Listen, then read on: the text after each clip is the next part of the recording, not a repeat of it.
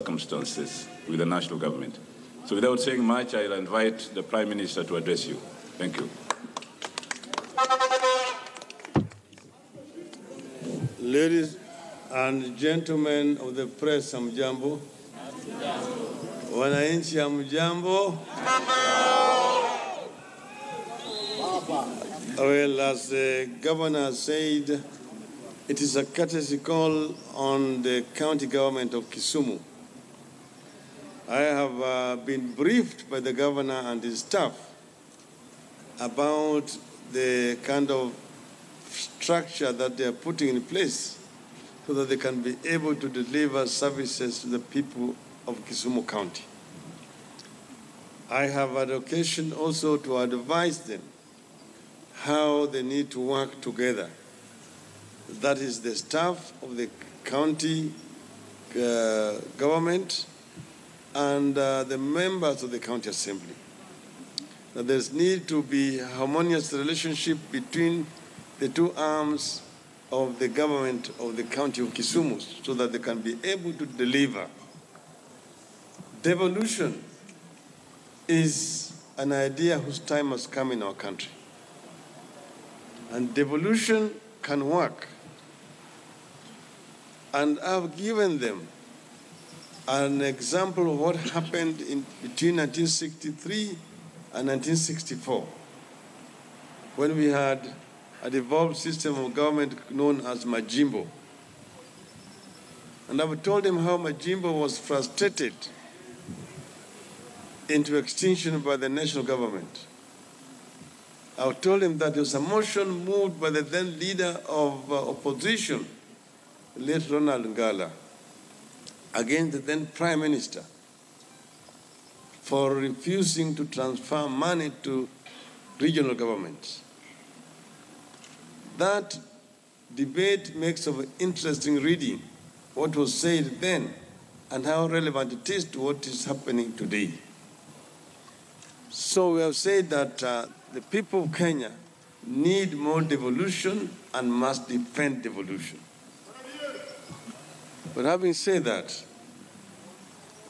I'm standing before you here and before the nation of Kenya on a day when last night the police went and arrested one of the advisors of NAS, Dr. David Ndii, when he was on holiday with his family at Leopard Beach Hotel in Diani. David Ndii was collected like a dog by the police, taken away. They told the wife they were taking him to the Diani police station. When the wife followed him to the Diani police station, she was not allowed to see him. Instead, they took her back to the hotel to go and do a search in their hotel room, where they took some materials. When they went back, and she was demanding to be allowed to talk to her husband, she was also arrested, together with my daughter, Winnie Odinga. After a bit of protest, they were released. Now, Mr. David Ndii, I'm told, is at the CID headquarters in Nairobi, and that they are preparing to take him to court to go and charge him without prejudice, because the matter is going to be in court, it is going to be sub judice. These are basically designs to try to intimidate and blackmail the people of Kenya. Mr. David Ndii has committed no crime. And we know why Mr. David Ndii is being harassed here. And we know that the matter is not ending with Mr. David Ndii. I know that other people are going to be arrested. But I want to say this for free to this government. The people of Kenya will not be intimidated into submission. The will of the people of Kenya cannot be suppressed through arrests, through prosecutions, through blackmail, through intimidation, through tear gas, through bullets, through water cannons. You cannot rule a people against their will. The will of the people of Kenya shall ultimately prevail.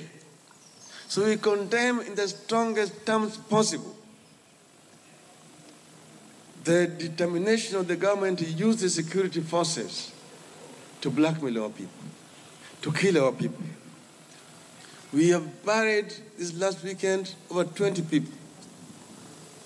This week again, we are going to be burying again over 20 people.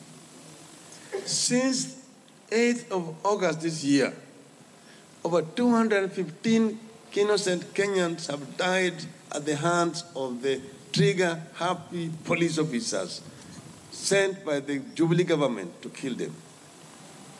The blood of those innocent Kenyans is in the hands of this government.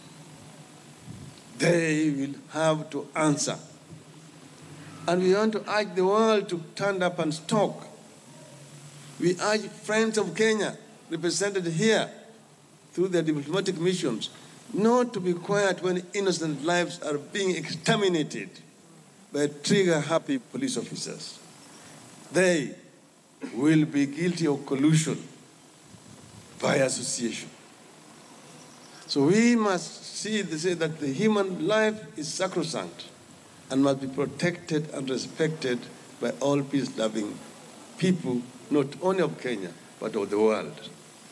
So we say, Kenyans move towards electoral justice is unstoppable. The people of Kenya will not stop until they finally get electoral justice to ensure that each and every ballot cast by the voters counts. Thank you very much, ladies and gentlemen. Very good.